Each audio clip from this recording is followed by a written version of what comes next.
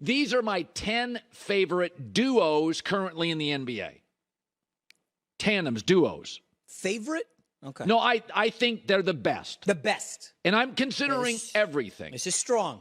So number 10 would be Luka, Kyrie. They play no defense. None. But offense is about 70% of the league. Luka leads the league in scoring. Kyrie's shooting over 50%. So they're just dynamic. They're magnetic offensively. Huge issue. I don't know if either is a great teammate, and they don't play a lick of defense. They'd be 10. 9, I'd put Kawhi and Paul George. Now, Kawhi is starting to play better. They're both excellent defensive players and good offensive players.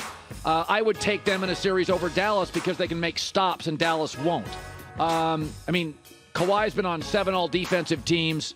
Again, you never know if he's quite ready to play. If Kawhi played on a nightly basis, I could have these guys in the top 3, but he's nonverbal. He's not a leader. He's just a basket maker and get a stop guy, but I put them in 9. Number 8, Donovan Mitchell and Darius Garland.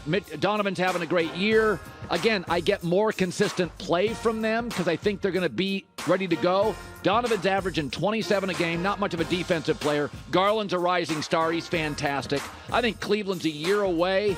Mobley keeps growing, but I love watching Cleveland. Great, one of the better watches in the NBA.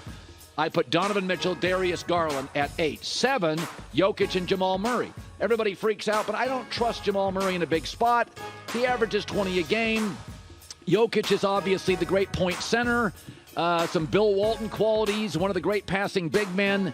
I know I should trust this team. I don't. Some guys are great regular season players, not great postseason players, but I would put them a strong 1. Jamal Murray's an average 2. I would put them at 7. Number 6 would be LeBron and AD, but AD's already missed 24 games this year. Now LeBron's hurt. If healthy, you could argue they're number 1 or 2, but they're never healthy.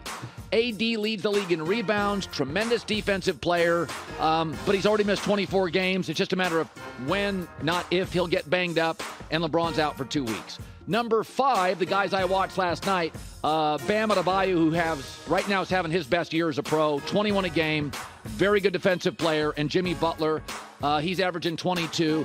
Now, Jimmy misses some games, plays hard, gets dinged up, but I just think this team leads the NBA in one possession wins, 13. So I think this is a great team in close games. You got to blow the Heat out. If it gets close between their defense, their coaching, situational basketball, Miami's great. I'd put them at 5.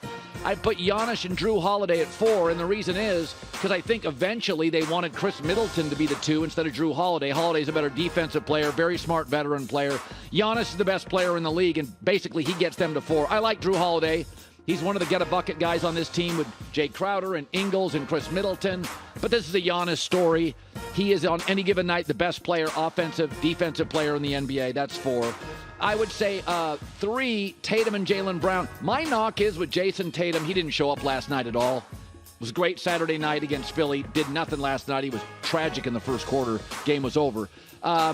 Sometimes I don't think Tatum quite has the it. Jaylen Brown's the better athlete. Jaylen Brown, I feel like, is more aggressive, but they're phenomenal.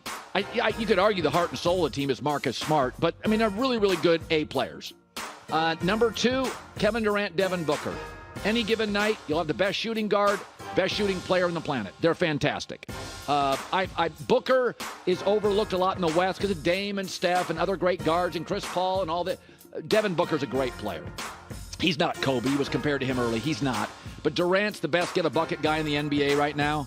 So I think they're number 2. And number 1, the greatest backcourt shooters in the history of the game, Steph and Klay. Now, Steph is hurt. Klay's having his best year in 5 or 6 years. Klay's having a great year. He's not the defensive player he used to be, but he's still a tremendous player. Super smart. Can finish each other's sentences. Steph's going to be fine. There's no backcourt in NBA history that can drop 15 points, come back from 12 down, or have a 4-point lead become 19 faster, and they have championship moxie, experience, big game clutch performance, IQ off the charts. They're my 10 best duos. Hi, everybody. Thanks for watching. Subscribe here to get the latest from the show. Also, be sure to check out more of the best clips from The Herd or go watch a few segments from other shows on FS1.